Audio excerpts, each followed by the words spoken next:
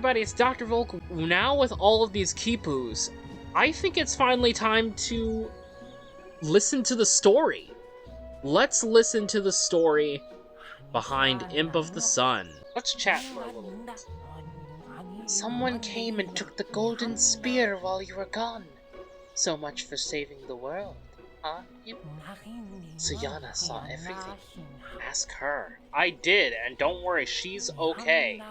She is just fine. Let's see what you have. Whoa! The Quipus are shaking and... Oh!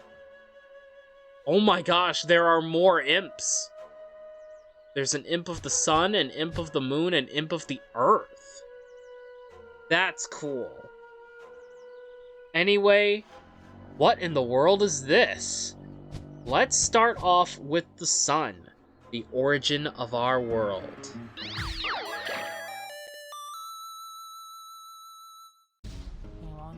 Since times before our oldest ancestors, a celestial beings has inhabited our skies. A being with an immeasurable power to create. Just as our parents are willing to give their lives for us, so is this god of creation. It uses its very own power to create and expand life. The most powerful being in the universe, yet a slave to its inherent desires. And so, every civilization that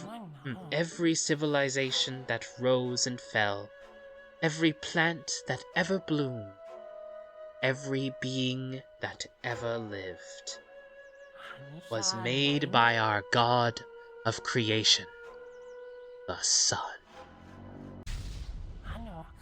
The moon submerged from the darkest corners of the sky and danced with the sun in the sky for ages to come.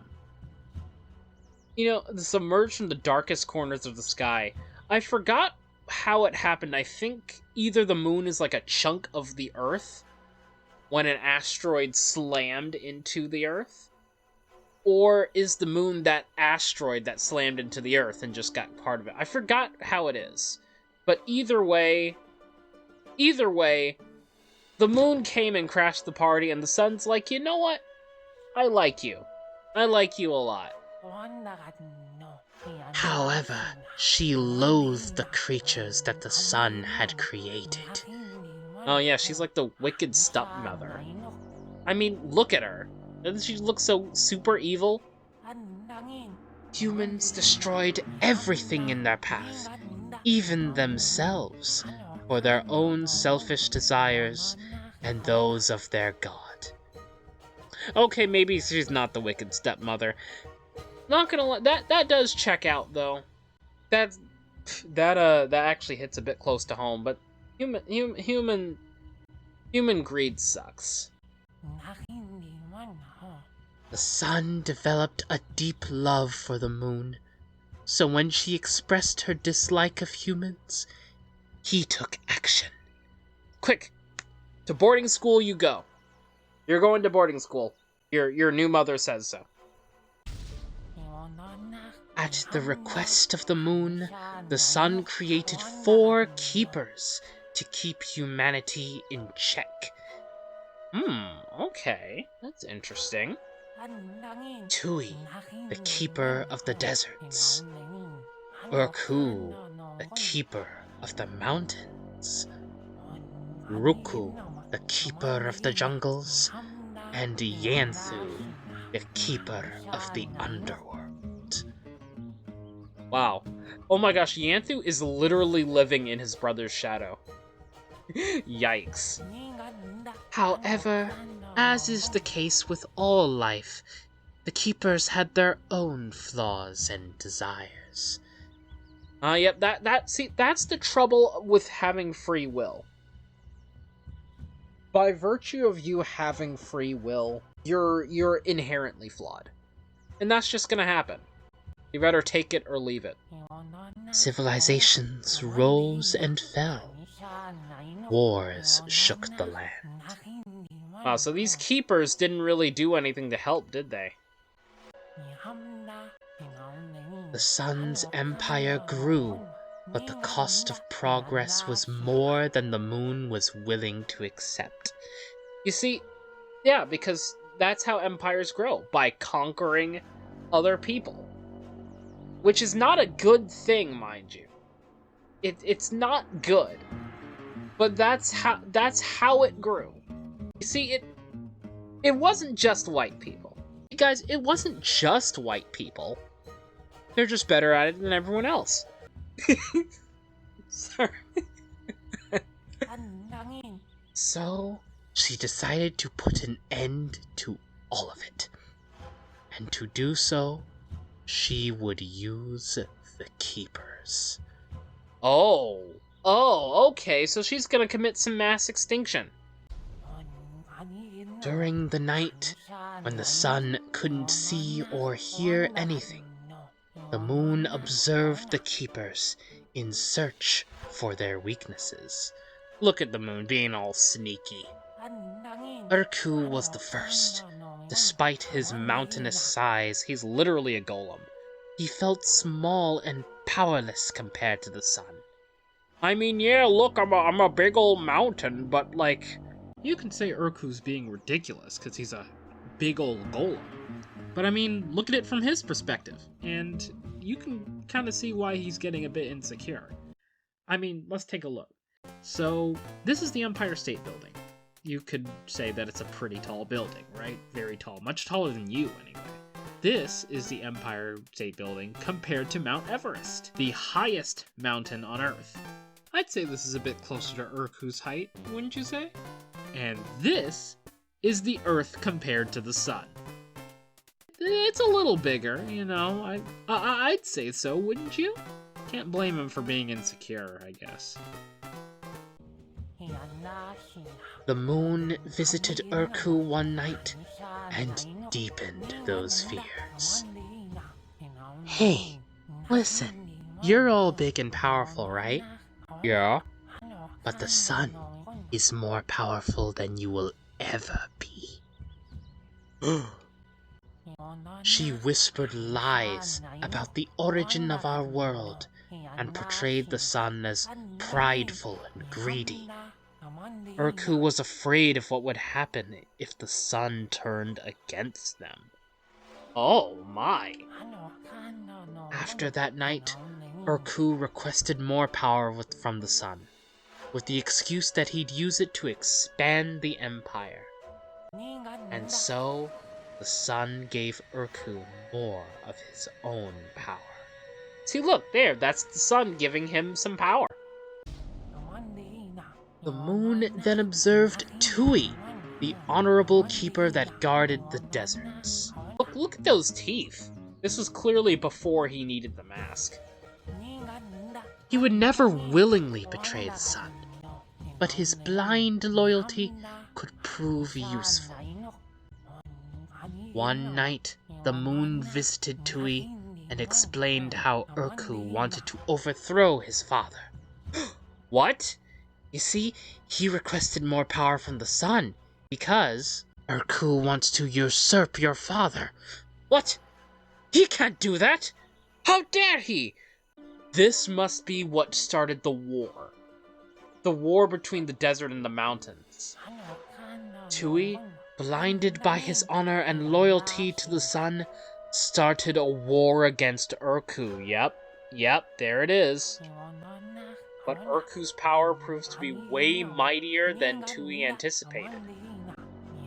And that's why the mountain villages still stand. They're abandoned, but they still stand, while the desert is now a wasteland. Tui requested more power from the sun, with the excuse that he'd use it to expand the empire. Sun, who somehow didn't notice that his sons were fighting, decides to oblige. And so the sun gave Tui more of his own power. The moon then observed Ruku, the lonely keeper of the jungles. Ruku was indifferent. He was like, yeah, that has nothing to do with me. I don't care. I don't care what they're doing. She only cared about herself and the land she was tasked to protect. One night, the moon visited Ruku and told her that the war was destined to reach her lands. Hey, you say the war is not your problem, right? Right. Well, it's gonna be your problem. Well, I can't let that happen. Ruku was furious at the possibility of being involved in her brother's rivalry. Like, you can't do that. So she decided to make sure nobody entered the jungles ever again. Remember, to defeat war, she just decided, you know what? We're gonna kill all the humans. And so then anyone who enters the jungle, you're just gonna die, and there. Makes sense, right? After that night, Ruku requested more power from the sun, with the excuse that she'd use it to expand the empire. Because that worked so well the last 2 times that he did so. And so, the sun gave Ruku more of his own power. And look, the sun only has 1 eye left. Look at that, and also I think some of his sunspots have missing. He's really giving up a lot of his power to help his kids. The final keeper the moon observed was Llanthu, the keeper of the underworld. She discovered Llanthu was brimming with self-pity and jealousy towards his siblings, who he felt were closer to the sun. The moon reached out to Llanthu and told him how everyone except him had been blessed with more of the sun's power. Hey, listen. All of your siblings got more power from the sun, but not you. That's not fair.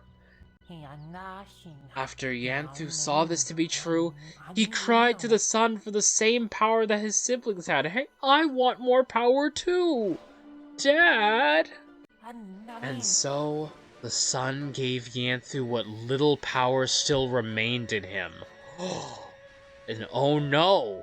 Now that the sun is weakened, the sun divided all his power amongst the keepers. And so now he's going to be powerless to stop the moon from doing what she wants. The sun had lost all of its might, and he was so blinded by love that he never suspected the moon's betrayal.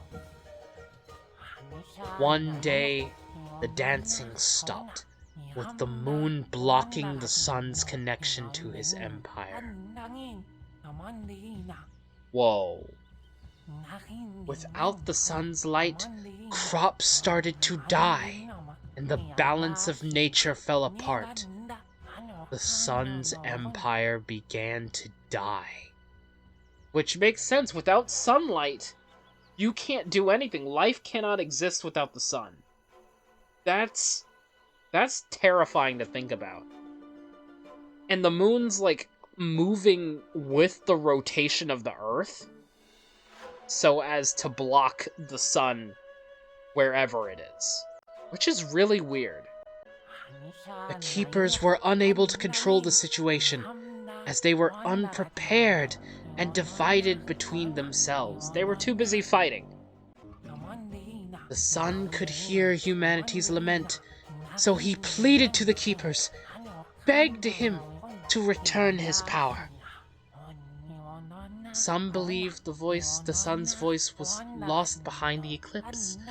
Others believed that the keepers decided to ignore him. Whatever the case may be, the moon's desire was coming true, and the sun was powerless to stop it. That's why he sent down the imp of the sun. Some believe that now that the sun has lost all of its power, the eclipse will never come to an end. There's no eyes or sunspots left. That the moon will get her wish of washing away these lands from the beings she deems as unredeemable. But the dreams of the wise reveal a hopeful future. One where the sun sends a soldier to save us, and humanity, with time, gets restored. If this creature is a speck of the sun's power, or some hidden ancient power, is not known. He's the imp of the sun. And now it's time for the secret Quipu, seeds. What in the world is this? This Quipu is very old, imp. Almost impossible to decipher. Oh, really? Is that so? This dialect seems very ancient, but I understand a few words. Sun, moon, earth, seeds, and celestials. What? Does this mean that the sun is not the only celestial? If that were to be true, what could this all mean? The sun is a celestial, the moon's probably a celestial. Or celestial as in the sun is not the only star. That's cool. And so that was all of the Quipus. You know what I've noticed? For being an Eternal Eclipse, this is actually pretty bright. But yeah, so everyone, that is the story. That's the story behind Imp of the Sun, and it's really cool. It is so cool. You know what else is so cool? The fact that we're going to be able to take on the final boss and save the world from the Eternal Eclipse next time on Dr. Volk.